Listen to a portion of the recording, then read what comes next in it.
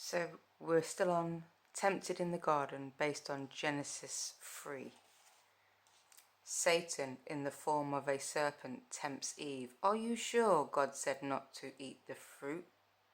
Oh yes, if we even touch it, we'll die. Oh, you won't. You won't die if you touch it.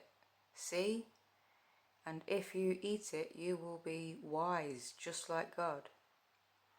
You're right, and if this fruit will make me wise, surely there's no harm in taking just one bite. Adam, it tastes delicious, and it will make you wise. But the forbidden fruit has far different effects than the serpent promised. Suddenly, Adam and Eve realize they have disobeyed God. Their innocence is taken away as well. We're not wise, we're just naked. Cover yourself with these leaves, we must hide. In the stillness of the garden, God comes to Adam and Eve. How did you know you were naked? Have you eaten the fruit? I told you not to eat. I only ate it because the woman you gave me handed it to me. The serpent you created tricked me. Because you disobeyed me, you must leave this beautiful garden. From now on, you'll have to work hard to survive. God makes clothes for Adam and Eve out of animal skins and sends them away. Look, a flaming sword blocks the entrance to the garden. We can never go back now. Where can we go? What can we do? God's promise of salvation. The perfect unity between God and his believed creation, is now broken. For all time, Adam and Eve are forced to create a new life out of their knowledge and shame. But already God has a plan to redeem his creation. God promises that one day he will send a savior for his people.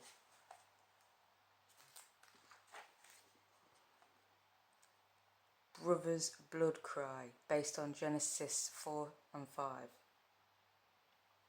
Outside the Garden of Eden, the land is barren, hot and dry.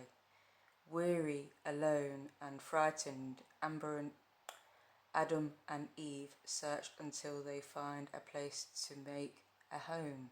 Remember how beautiful Eden was, if only. It is our own fault for disobeying God, but I will teach our children to obey and love God.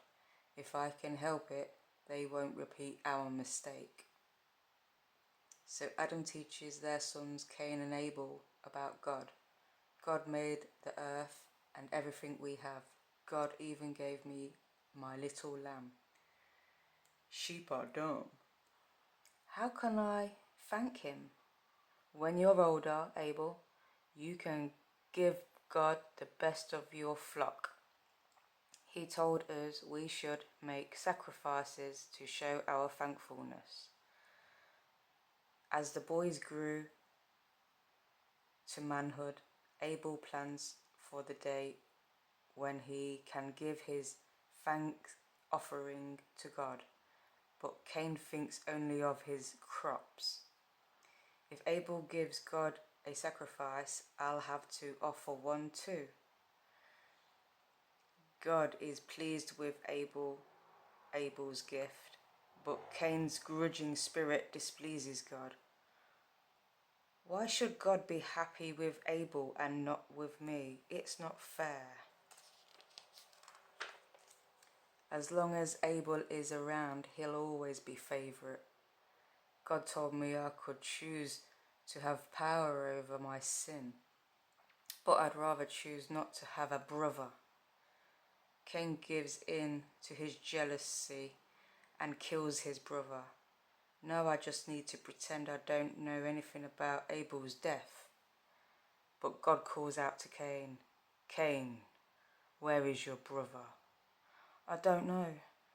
I don't know. I am supposed to keep track of my brother. He knows. Your brother's blood cries out to me from the ground.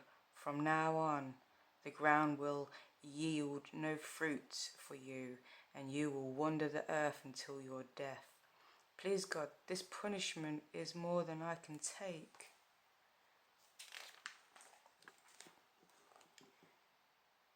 God's sentence is carried out. Cain flees to a land called Nod. Eventually, he will get married, start a family, and build the first city, which he will name for his son Enoch.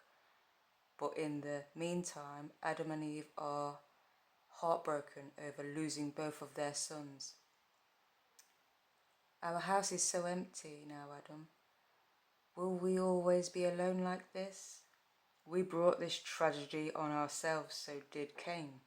But God has been good to us. Let's ask him to help us now. In time, God gives Adam and Eve a third son. We'll call him Seth, and we'll teach him to obey God the way Abel did. Seth learns to obey God. Two of his descendants are Enoch, who walked with God, and Methuselah, who died at the age of 969, the oldest person who ever lived. As generations passed, however, people turned away from God. They lied, cheated, and murdered. They worshipped the sun and the moon and the stars, and they bowed down before idols. But there is one man, Noah, who looks on the sinfulness of the world with fear. How long will God allow this wickedness to continue? And that is to be continued. I cannot believe that